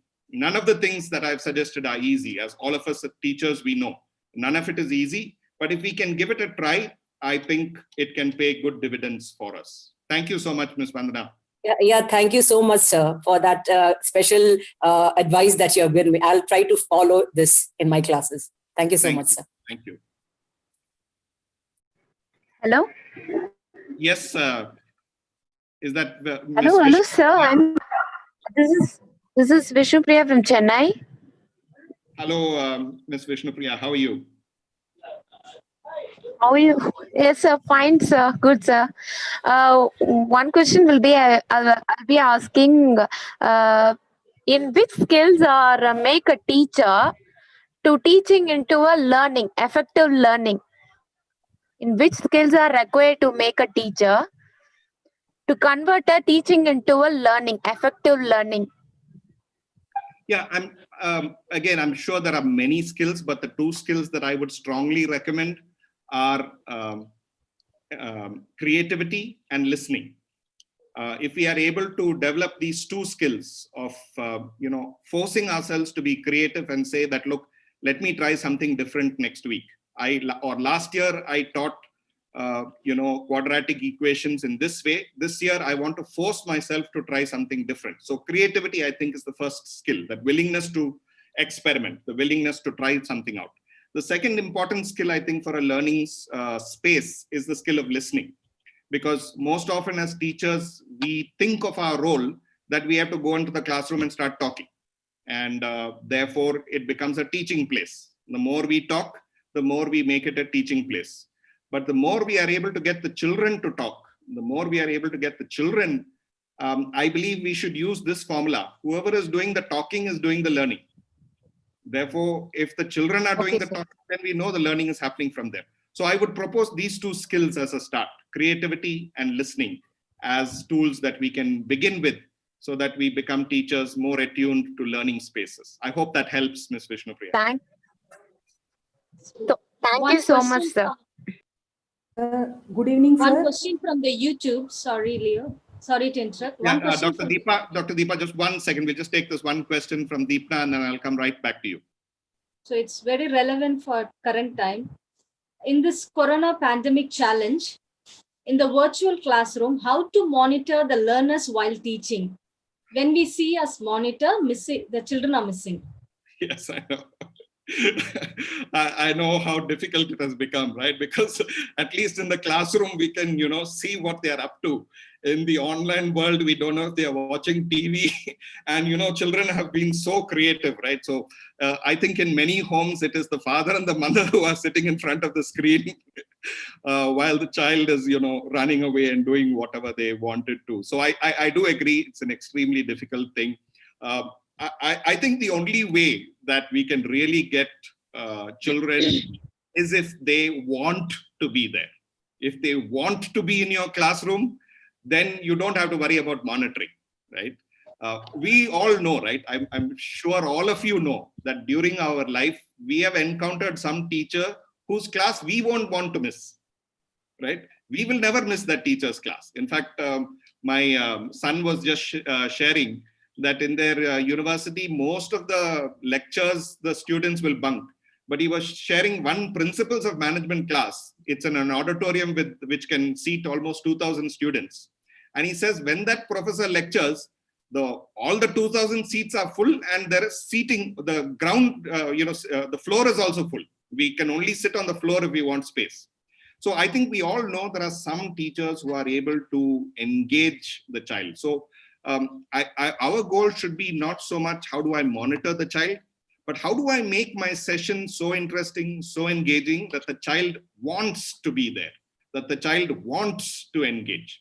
So child naturally, I'm saying it is a natural instinct of a child. And I think all of us, we have the, gift of poor memory, right? We have forgotten the time when we were children. When we were children, we would have done exactly the same thing. I would challenge any of you, if you all were sitting in online classes 25 years ago, we would be either reading a book or playing gilli danda, turn on someone, put someone as proxy in front of the webcam and go. So we were also like that. I think our goal is to convert the onus to us and say, okay, the onus is on me as a teacher. How do I make the session so interesting that all those 20 or 25 or 30 children who are online, they want to be there. They want to be engaged. The second tip I would say is that as long as we are engaging in a one-way communication, then we are worried about the monitoring. But if the whole class becomes a dialogue, two-way, quizzes, questions, the child has to pop up, then automatically they are doing something throughout the class. They are, today you have some tools like a virtual whiteboard. You can create little quizzes. The more interactive you make the class, the less you have to worry about monitoring. The more you can focus on the learning, and the children will laugh because they will think this is a class where I am doing something, not just listening to the teacher. So I again hope that is helpful. It's not going to magically transform or get rid of the problem, but it could try and help. Dr. Deepa, you had a question. Let me come to you. You had a question. Good evening, sir. Happy to hear from you. I'm a college lecturer. I'm a professor from Sri Ramakrishna College of Arts and Science, Coimbatore. Sir, excellent. I'm very happy that NEP 2020 is going to be introduced. We have been on to it from 2016 onwards. This learn, unlearn, relearn concept has been introduced, and we are also outcome-based education has been introduced in first of the Arts and Science College at Sri Ramakrishna. I want to share my experience. The students comes from this monotonic way and we go for it is purely learner-centric. No. So what happens is these activities will be there and they are new to all these things. Many of the students are new to school students comes to the college. Many are new and we go for these activities and everything. This 3 batches has gone out from the college, sir. But what I felt is only this when we are onto one-way teaching, that is when we are monotonic, the teachers, we have the control over it. And what happens is many of the students forcefully or something, they have to be onto the class, they have to listen. they go for learning, they go for studying or something and they go out. But nowadays, what they say is it's not compulsory that they have to get the mark. They don't bother about the marks. They have got skill on one thing or the other, they do it. And they have got more confidence that they can earn the money in any way they have. They don't even bother. I will do these things, and their confidence on coming out of the life, in an easy way of thinking had gone to them. So we feel that at least subject knowledge or specialization or the research way or on thing, they are least bothered. They enjoy, they know that if it's from the activities or something like that, they can go for it, they get it. They least value many of the moral things and everything. It has been, so when it comes on to it also, what measures should be taken on the school side? What measures do you think that we can implement onto our college side so that at least the younger generation will be aware of the needness of the life? We were talking to many of the persons like you to get one point or the other so that it can be implemented or can be made aware to the students. I do think that it is until school level, it is to be made aware, because when we come to the college, they are telling that teachers are very friendly to us. That sir was very friendly to me, this sir was very friendly, and we go with these activities and everything, and they don't bother itself. So something is lacking somewhere in school education, or what should we do so that to make them aware? Yeah. No, I think what you have portrayed is a very common situation that we are seeing. Many colleges face this challenge, that students come from the school. First of all, they think that now I've come to college, it's freedom time. It's now my time to enjoy my college life and get away from the rigor of school. So again, I would only suggest that the beginning of the year is focused on fixing the motivation of the students rather than beginning with the content and the curriculum. I think very often what we do is we go straight away into the content and the curriculum.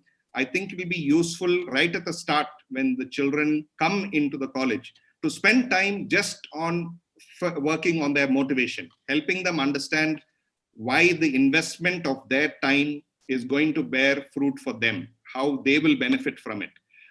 It is difficult because they have already come with a particular value system, a belief system, which they've already been practicing. In fact, that's why at Talentees, we see the same difference. We work with children and young adults on skills and values. And we very often find that once we come to college, it is very difficult to change those mindsets. Therefore, we started originally from 6th standard, then we went to 3rd standard. Now, many of our classes, we start from 1st standard, because if we understand that if you don't start there, it becomes more and more difficult as the child grows older. So college level motivation will be a challenge, but I would suggest that the college makes that a priority, to recognize that motivation is the issue that we have to first deal with before we jump into curriculum, content, and covering the syllabus. So work with the students on that, find ways to engage with the students so that their motivation is first fixed. I would say that the confidence that they're having is good, but very often I find it's really diffidence. It's really low self-esteem because they don't want to try something which they think they will fail in. And therefore, what we see on the surface, some bravado that they have, that don't care attitude, actually hides insecurity, actually hides low self-esteem. So we should not react to the behavior on the surface. We have to address what is below, that they may have low self-esteem, they may have insecurity about failure. And if we work to build it at a root level, then gradually we'll find the behavior on top disappearing. So just again, Dr. Deepa, something to try. Yes, sir. Good evening. Sorry, Good sir. evening. So sorry, before we take the next question, I would like to call Ms. Vigneshwari to share a feedback. Yeah. Ms. Vigneshwari. Good evening to everyone. Happy Teachers' Day to all. I am Vigneshwari, first year student teacher from St. Charles College of Education. It gives me an immense pleasure to send my feedback on the topic, changing classroom from teaching places to learning spaces. Thank you, sir, Mr. Leo Fernandez, co-founder and CEO Talentees India, for your valuable words that inspired and motivated us. Education is the most powerful weapon which you can use to change the world, says Nelson Mandela. Sir, we will teach skills and value to the students by following techniques and methods you have taught us through your session. We assure you, sir, that we will surely make our classroom more learner friendly.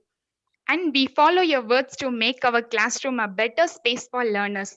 Thank you, sir, for your sharing your expertise and spending valuable time with us. We are very proud to have you as a part of our program as a well-wisher. I thank our college for organizing this international conference on high impact teachers for today and tomorrow.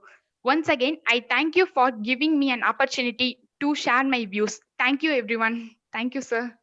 Thank you so much, Vigneshwari. Thank you for Am very we great. also have Priyanka. She also wanted to share her feedback. Yes, Priyanka, please go ahead. Hello. Good evening. Yeah, I'm there. Good evening to one and all. Happy Teachers' Day.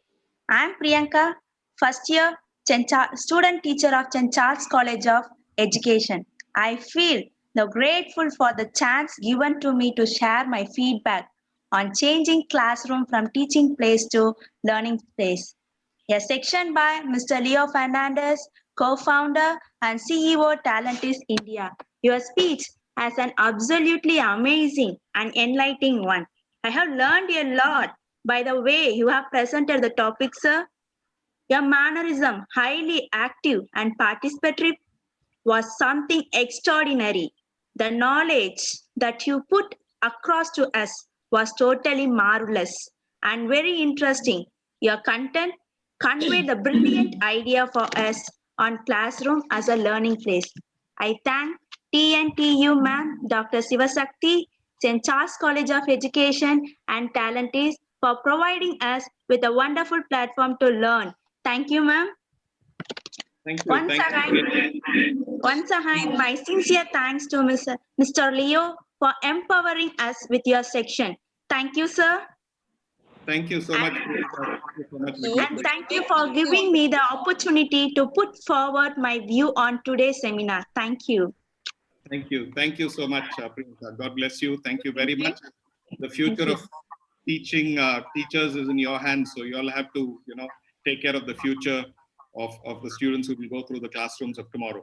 I know Abigail has been trying to get a question in. Abigail Senthil Kumar, ma'am, you can go ahead. Yes, I'm Abigail Senthil Kumar. I'm speaking from Vellore. Hi, Vellore district in Tamil Nadu. I work in Edestada school. Visit Vellore very often. So very happy to meet you. Okay, thank you. The thing is, I heard a few people speaking to you about college level and people who are students who are entering from school to college, and I liked your idea. The thing is, I am a preschool teacher.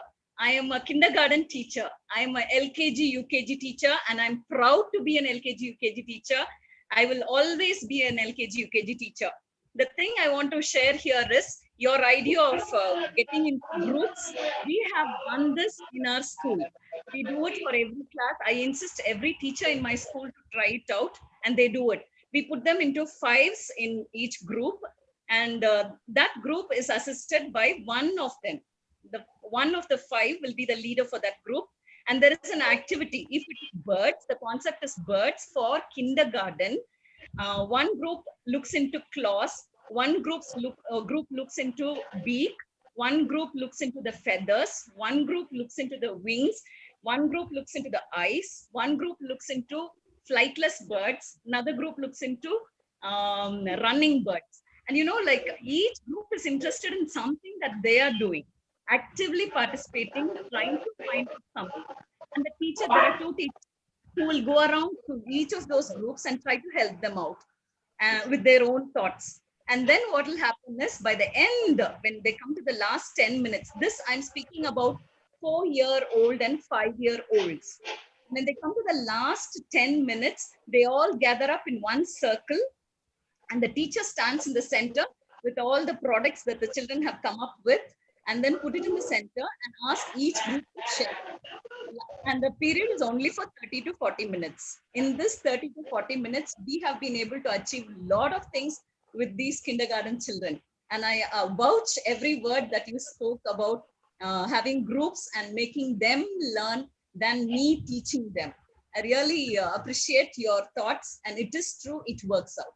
If it works out for 5 year and 4 year, for sure it will work out to any child, any age group. Thank you, sir. Excellent, excellent. Very happy to hear that.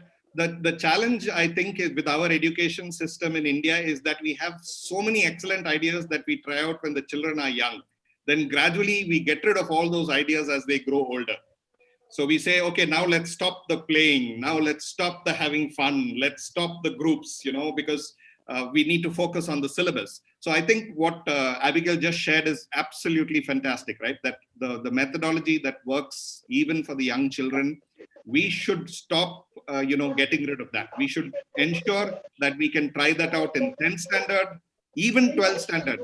Very often when you're talking in schools, they treat these two as the untouchables, right? 10th and 12th. Anything good you want to do for the school, do for everyone, but 10th and 12th we should not do because they have got so much pressure. But I would suggest that even in those classes, 10th and 12th also, experiment with this. Try out the group work, try out, I think that's a huge validation. Thank you so much. Would add on there, sir. We are an ICSE board syllabus school, and what is happening with our 9th to 12th children is the teachers are trying it out in groups. Now being online, they have put them into different groups along with their parents. So there are responsible people on higher realm where they deal with their own kids, and whether the submission is going in time and all that is taken care by the parents. And the students get into groups and then invest their time and their knowledge together. And that has brought about a different kind of learning, especially during this online teaching. Excellent. Excellent. I think all of us, should learn from that experience and validation to give these innovations a try right through the school and not just with the small children. Thank you so much for that sharing. So one question from the chat box. Will the Sorry, Deepna, I lost you.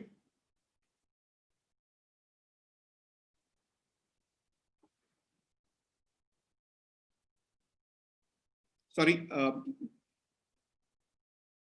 To hear Leo? Yeah, now I can hear you, Deepna. Go ahead. Yes, sorry. Will the NEP give an opportunity of standardized education for all students, irrespective of boards? Okay, I'm not sure whether I understood the question correctly, but if the question is whether the NEP is looking at a standardized framework, yes, but the NEP is also saying that there should be flexibility for students to follow their own, learning paths. So while NEP is attempting to provide a common framework for the whole country in terms of a policy, I think the purpose is to provide flexibility to schools and in the classroom. My own belief is, you can have whatever policies you want, you can have whatever, frameworks and curriculum and syllabi. Ultimately, in your classroom, you are the queen, you are the king.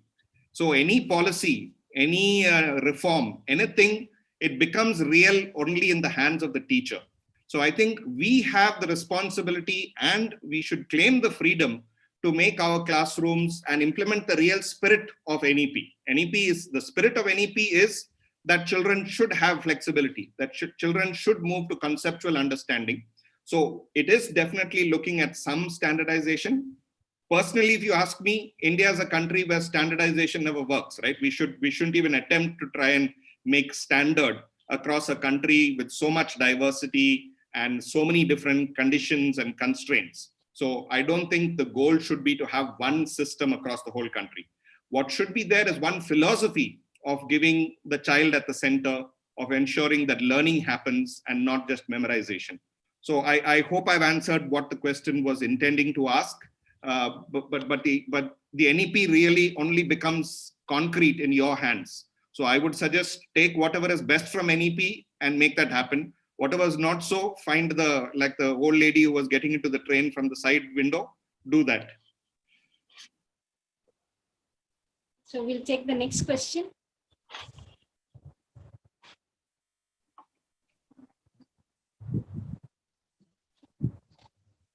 Hello, sir.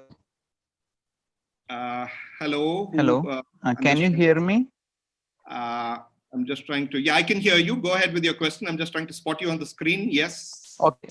Right, sir. Right, sir. Right, sir. My name is Fayman Paul. I am calling from Kerala. I Hello, am Phil. working in a training college in Kerala.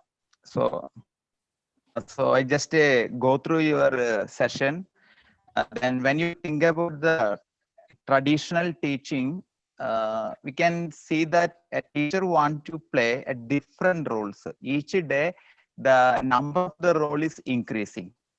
So teaching process is more complex in the modern times. So now you discussed about we are shifting from teaching place to learning space. So can you suggest 5 roles of the teacher in the modern sense? Sorry, Fabian, In a learning space. Just repeat the last part of your question. Can you suggest? Yeah, my question is, can you suggest the major 5 roles of the teacher in the learning space in a modern sense? Yeah, I would say, the primary role of the teacher is as a facilitator in the classroom, right? So if the teacher chooses to embrace the role as a facilitator of learning in the classroom, then all the other roles, I think, support that. If the primary role that the teacher says is that the students in my classroom must learn these concepts, they must learn these concepts. I don't have to be the only one delivering those concepts to them. But if I act as the facilitator of that learning, so for example, let us say concept A, B, and C are best delivered through MIT's online resources. MIT has put so many resources online. Then I should ensure that my students learn those concepts through that source. If concepts C, D, and E are best learned through a textbook, then maybe we use that textbook as the source. So the teacher is basically looking at almost like an orchestra, saying, what are the different resources that I can bring together for supporting the learning of my students. So I would say the primary role that a teacher should play is I am a facilitator of learning. I'm not the giver of all learning, because that was the confusion in the past, right? In the past, a teacher felt I am the giver of all learning, and therefore I am the only source of all learning. Very often you would find if a student asks something different or said something different, the teacher will respond, oh, you think you know more than me, or you think you're very smart. Now that is an old concept which should go away. Today, a teacher should be very happy when that happens, when a student brings knowledge into the classroom, because my goal is not that I am teaching everything. My goal is that you are learning everything. So I would say that is the primary role. Thank you again for your question, Femin, and I hope I was able to help in some way with my response. Okay, sir. Yes, sir. Thank you, sir. Thank you. Thank you. Thank you, Femin. God bless you.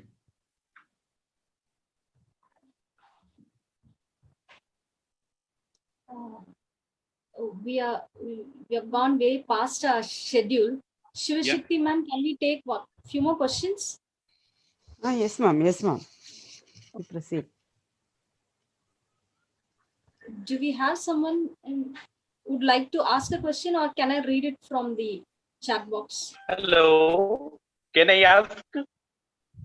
Yes, sir. Dr. Manish Bhatnagar? Yeah. Good evening, Dr. Manish. Please go ahead with your question. Good evening, sir. I am working as a teacher educator since 1996.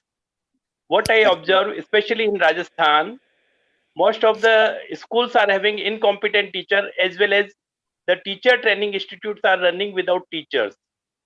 So how we can improve in this scene? Because there is nothing in the head of a teacher. Teacher is getting not a single promotion and other benefits. They are suffering from food and shelter. So means you can imagine that most of the schools are having incompetent principals also. Reservation is one aspect what I think behind this scene. So how India can grow with such type of teachers, and how NP 2020 will make a change when we are having 1968 policy and 1986 policy is not appropriately implemented in our nation. Comment, sir. Yeah, thank you, Dr. Manish, for your question.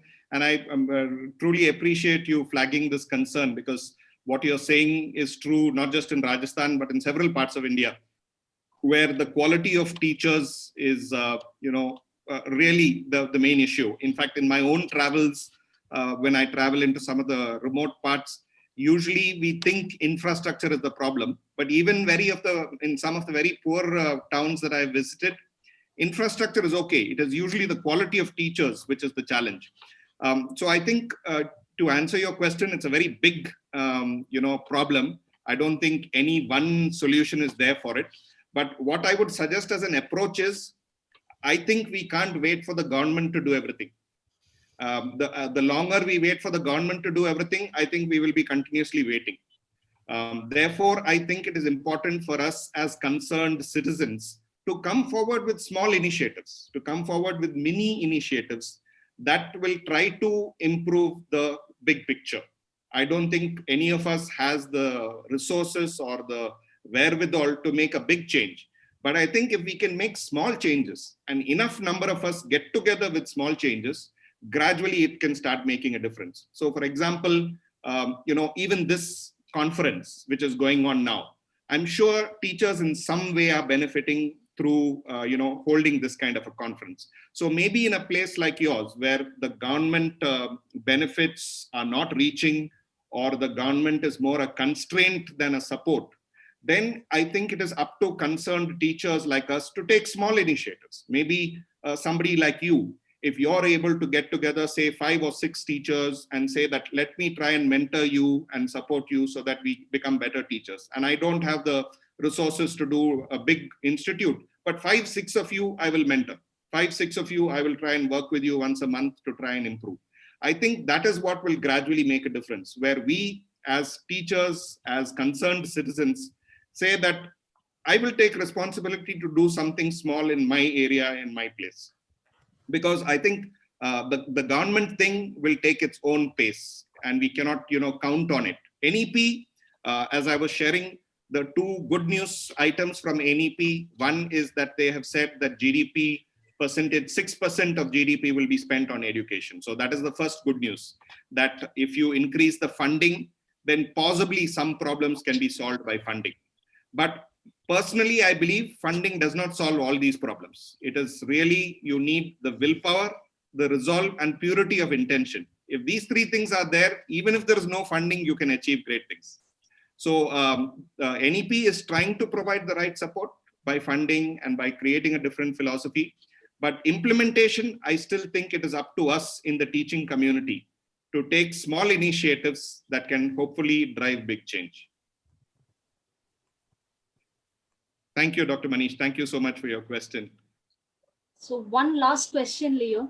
This is from the chat. Yeah, Deepa. If language is the barrier for a child to understand the concept, what has to be done? If language is the barrier? Barrier, yes.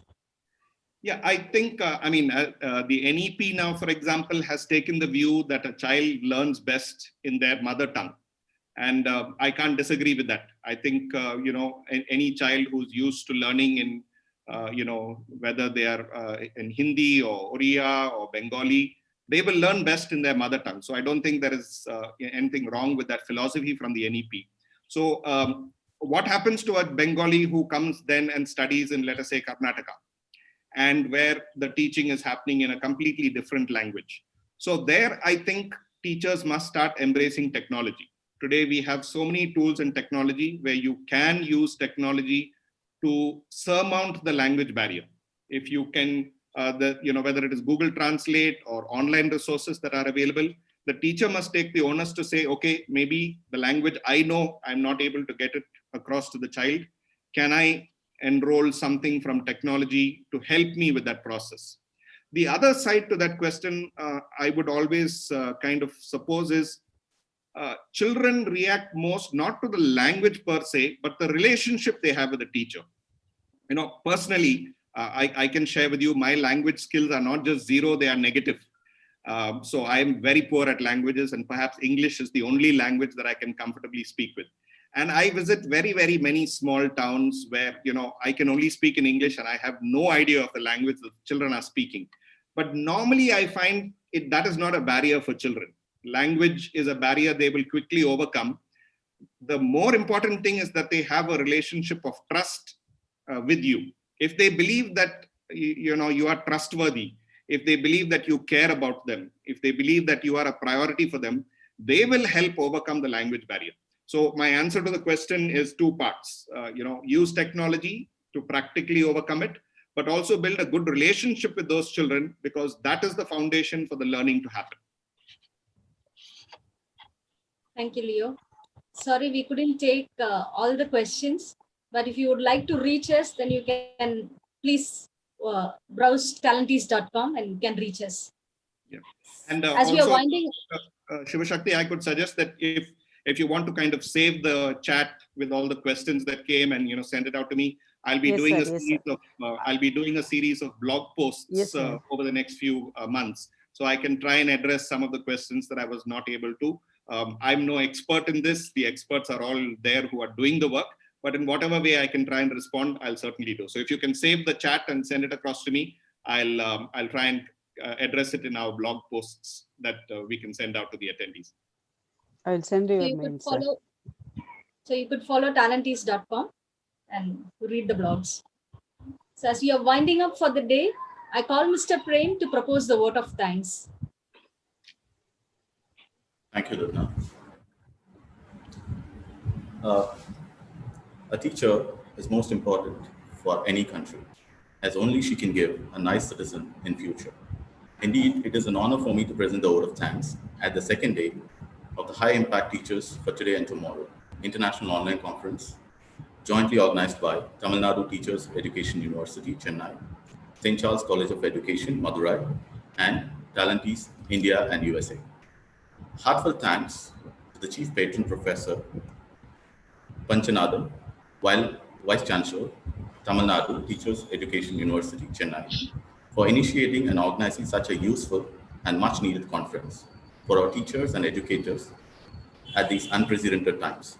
Warm and grateful thanks to the patrons, Dr. Sister Amali, Provincial Sisters of St. Charles Borromeo, Mr. Pradeep Anthony, Talentees USA, co-patrons, Professor V. Balakrishnan, Sister Sabina Jose, Mr. Leo Fernandez, conveners, Professor M. Govindan, Sister Catherine, and Ms. Ramona Vishwanathan.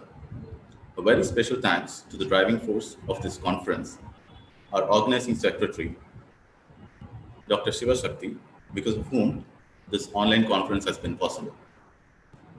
Other organizing secretaries, Dr. A. Vayadurai and Ms. Enthil De Silva, and all other technicians and assistants who have ably helped in organizing this conference. A very warm thanks to today's resource person, Mr. Leo Fernandez, for his highly effective and insightful talk on changing the classroom from teaching places to learning spaces.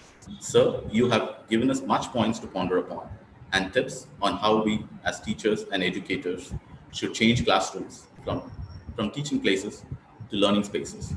We are sure that the students of today, who are tomorrow's citizens of the world, will benefit from this. Thank you once again, sir.